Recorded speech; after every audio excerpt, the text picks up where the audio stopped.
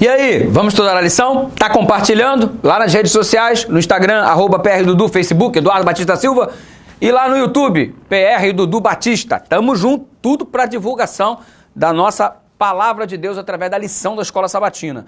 E na lição de hoje nós temos uma perspectiva das palavras e dos seus significados.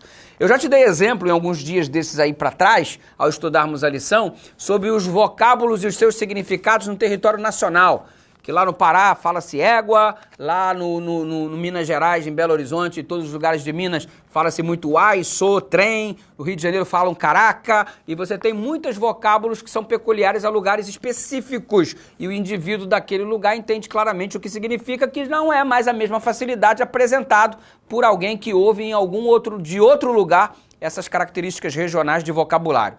Pois bem, você já entendeu esse contexto e existem palavras que de um idioma para o outro têm todo um significado diferenciado ou múltiplos significados.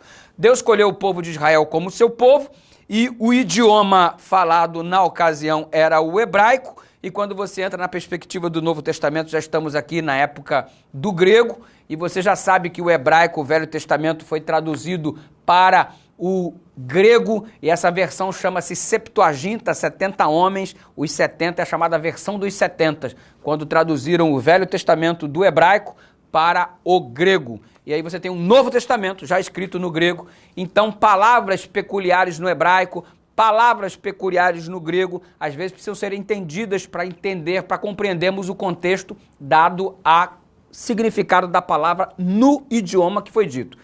Nossa, quanta confusão! Para ficar mais fácil agora, eu vou te dar um exemplo. Exemplo, a palavra amor. Lá no grego nós temos 3 palavras usadas para amor. O amor eros, que é o amor sexual. Temos o amor filéu, que é o amor de amizade. Amo meu amigo.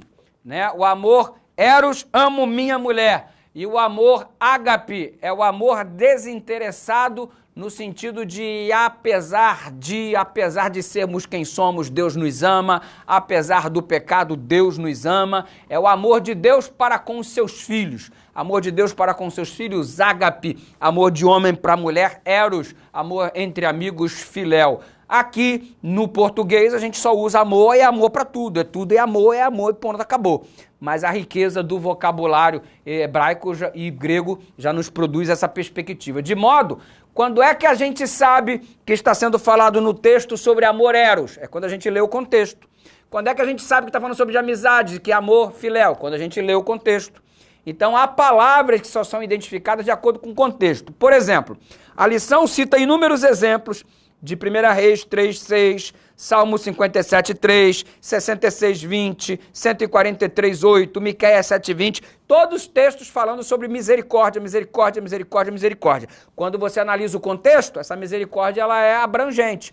Uma hora é misericórdia, outra hora está descrevendo o amor de Deus, outra hora está falando sobre a bondade de Deus.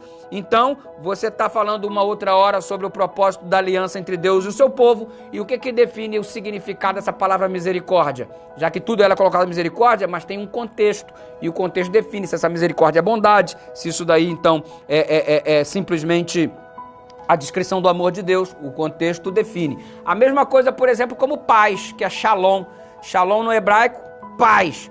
Mas paz, shalom não tem só o significado de paz. Fala de inteireza, fala de bem-estar, fala como plenitude. Ou seja, para você identificar se o shalom está falando de paz, ausência de conflito, ou de paz, plenitude, ou de paz, inteireza, ou de paz, bem-estar, você precisa ler o contexto, onde o texto está inserido, beleza? Então é a Bíblia e o seu processo de entendimento que tem que ser estudado, o seu texto dentro do contexto.